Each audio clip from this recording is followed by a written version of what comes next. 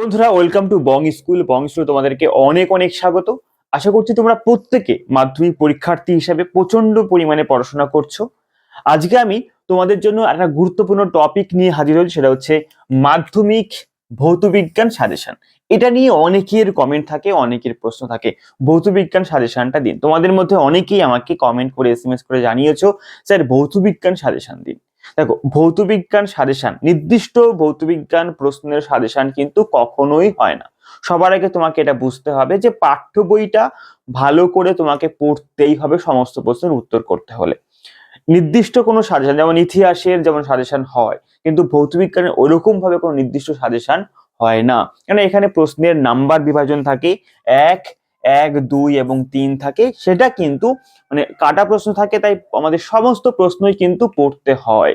এখানে কিন্তু প্রশ্নের সংখ্যা প্রচুর হয়, বোঝা গেছে? কিন্তু আমি তবুও তোমাদের জন্য, যারা যারা ভৌতবিজ্ঞান পড়তে পারোনি বা যারা কোনো কারণে ভৌতবিজ্ঞান বোঝো না বা সারা বছর পড়া হয়নি, তাদের কাছে ভৌতবিজ্ঞানটা ভয় হচ্ছে, তাদের জন্য আমি একটা সাজেশন নিয়ে এসেছি। আমাদেরই একজন প্রিয় স্যার, সেটা হচ্ছে বিনায়ক স্যার, বিনায়ক চক্রবর্তী। তিনি ভৌতবিজ্ঞানের একজন নামকরা সুনামধন্য টিচার। তো আমি তোমাদের জন্য সেই স্যারকে অনুরোধ জানিয়েছিলাম যে আমার ছেলে মেয়েদের জন্য, আমার বং স্কুলের পরিবারের জন্য যে একটা ভৌতবিজ্ঞান সাজেশন তৈরি করে দিন, যে প্রশ্নগুলো সবার আগে তারা পড়বে, যে প্রশ্নগুলো সবার আগে আসার সম্ভাবনা রয়েছে। তাই স্যার তোমাদের জন্য একটা ভৌতবিজ্ঞান সাজেশন বানিয়ে দিয়েছেন, যে প্রশ্নগুলো সবার আগে পড়তে হবে। বাকি পরে তো পাঠ্য বইয়ের প্রশ্ন অবশ্যই পড়তে হবে, এটা কিন্তু কোনো মানে মানে বলার অপেক্ষা রাখে না। কেন, এরকম কখনোই বলা সম্ভব নয় যে এর মধ্যে সব প্রশ্ন আসবে। এই প্রশ্নগুলো সম্ভাবনাটা বেশি এটা আসতে পারে, তাই এগুলো আগে পড়ো এবং পরে তো পাঠ্য বইয়ের প্রশ্ন অবশ্যই পড়বে। ঠিক আছে? তাই আমি তোমাদের জন্য বিনায়ক স্যারের ভৌতবিজ্ঞান সাজেশনটা নিয়ে এসেছি, যেটা তোমার কাছে আমার মনে হয়েছে অনেকটাই কার্যকারী হবে। তুমি অনেকটাই সেখান থেকে লাভবান হতে পারবে।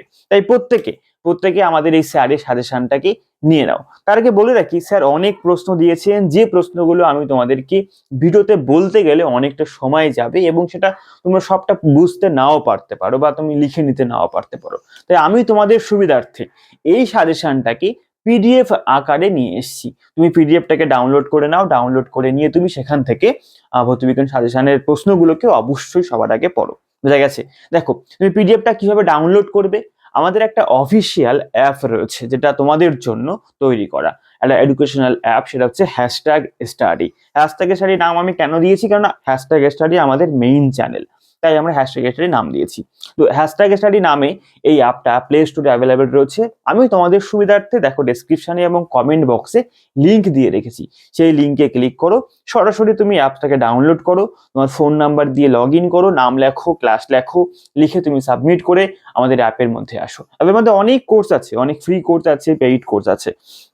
তারই মধ্যে তুমি দেখতে পাবে লেখা রয়েছে ফ্রি ম্যাটেরিয়াল, ফ্রি ক্লাস। ঠিক আছে? তো সেই ফ্রি ম্যাটেরিয়ালে তুমি ক্লিক করো, ক্লিক করার পর তুমি সেখান থেকে দেখতে পাবে যে ভৌতবিজ্ঞান সাজেশন রয়েছে পিডিএফ। তো সেই সাজেশনটাকে ওখান থেকে তুমি খুব সহজে ডাউনলোড করে নাও। ডাউনলোড করে নিয়ে তুমি নিজে সেই পিডিএফ থেকে সুন্দর করে ধীরে ধীরে সমস্ত প্রশ্নের উত্তরগুলোকে পড়ে নাও। বুঝা গেছে? তো এইভাবে তুমি এই সাজেশনগুলোকে সংগ্রহ করো।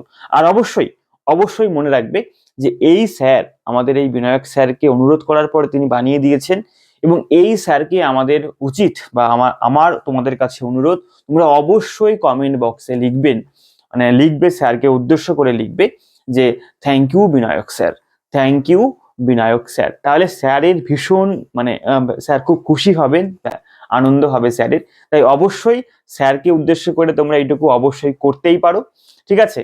আর যাও তাড়াতাড়ি করে অ্যাপসটাকে ডাউনলোড করো এবং এবং পিডিএফটাকে নিয়ে নাও, নিয়ে তোমরা পড়াশোনা শুরু করো। আর হ্যাঁ, ভিডিওটা সকলের সঙ্গে শেয়ার করতে একদম ভুলো না, আর অবশ্যই লাইক করতে একদম ভুলো না। ঠিক আছে? চলো, দেখা হচ্ছে পরবর্তী ভিডিওতে।